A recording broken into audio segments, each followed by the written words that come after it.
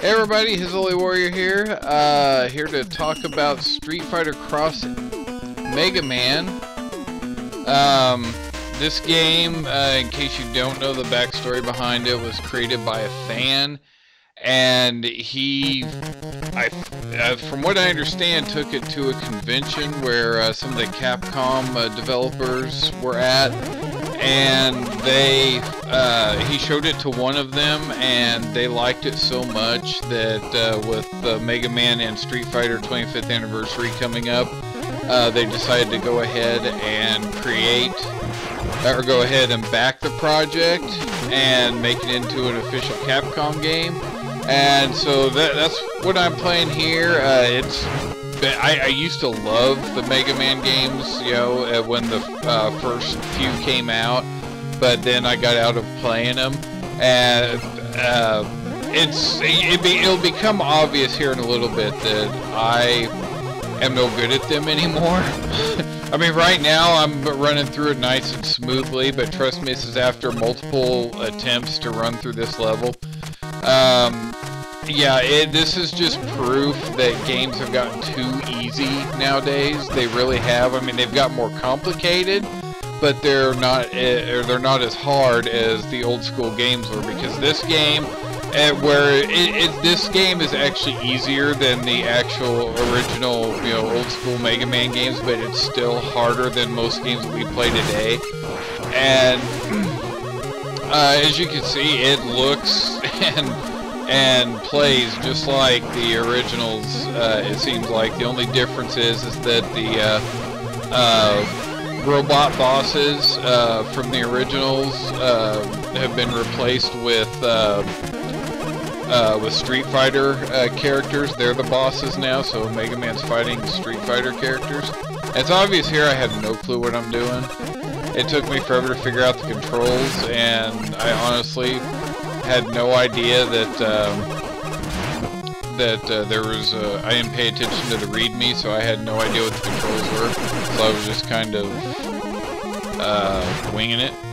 But at this point I'd actually gone back to read the controls, because at one point I got stuck on a low spot where I was supposed to slide, and I had no idea how to slide, so I had to stop the recording and go back and read the readme. Oh, and if you ever accidentally, F2 is to change the key configuration.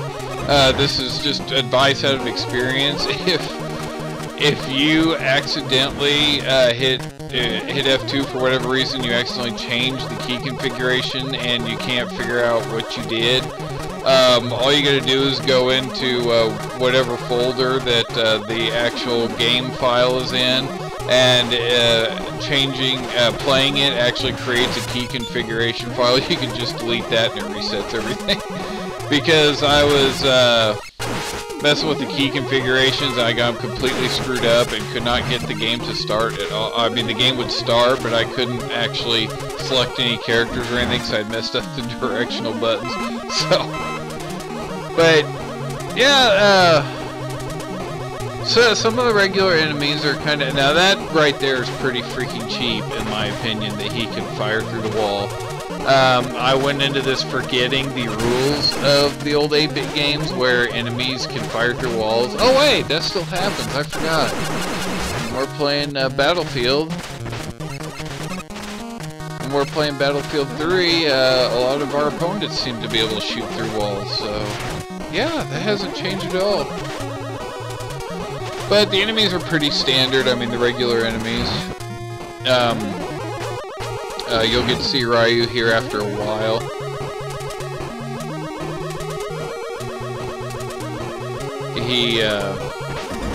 Yeah, I didn't actually beat him. I realized how little patience I have for video games. This made me mad, because it still has the terrible jumping mechanics of the first few Mega Man games, or all the original Mega Man games.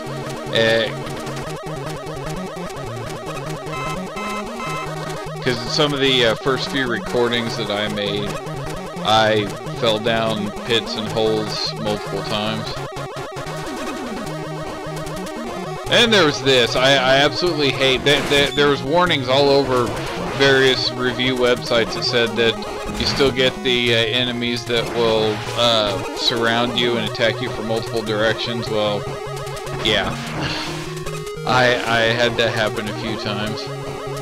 And this isn't going to be my only time of playing this. I mean, just because I lost. I mean, I had fun, playing this. Honestly, it kind of brought me back to the old days. Right here, I think, is where I died the first time. Because I'm surrounded by 2 enemies. And if I'd have been smart, you'll see me do this the second time around. If I'd have been smart, I would have taken out the guy with the boomerang thing first.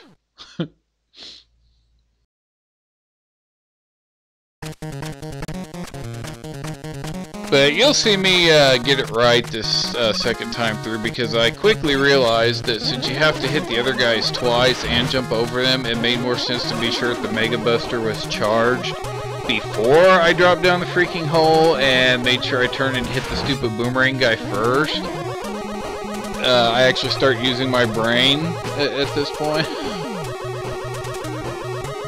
That's the thing, is you don't realize how much you have to actually think and use strategy in these old school games. I mean, yeah, everything works in a pattern, but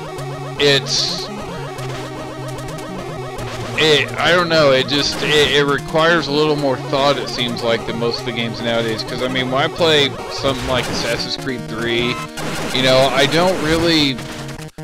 There's not a whole lot of thought process and strategy that goes into it. I mean, yeah, you have to try to sneak up on your target and kill them and all that, but you can also just go in and hack away at enemies. You can't do that in games like Mega Man. You really can't.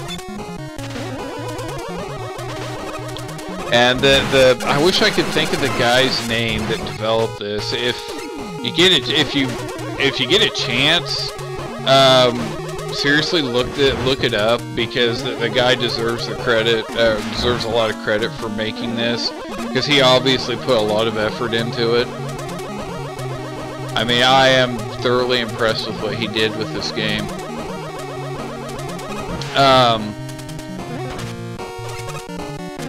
Yeah, right here I thought, oh, I'm being clever, and then boom.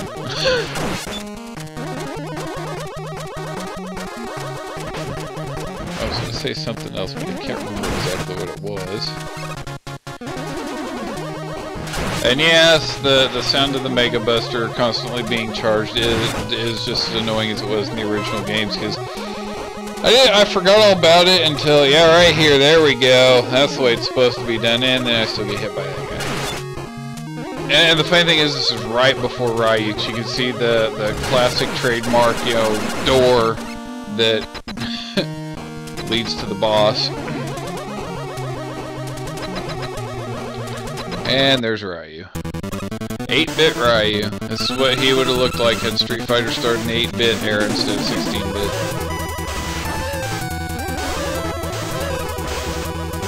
Yeah, see, I get completely obliterated by him this first time because I can't figure out what to do against him. I get a little smarter in the second time around, but after losing the second time, I kind of gave up. Yeah, because those fast fireballs is what throws you off, really, because, yeah.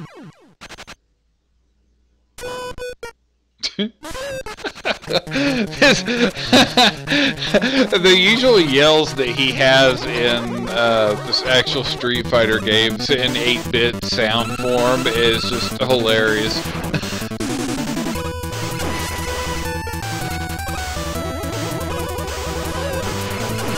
And if you want, I remember what I was going to say earlier now. In case you haven't heard anything about this game, which if you haven't, you must be living in a hole somewhere, because this has been, fairly big news actually. If you, this game is completely free. In celebration of the 25th anniversary of Mega Man, is completely free. And so you could go to the Capcom website and download it, and it's well worth the download. So thanks for joining me.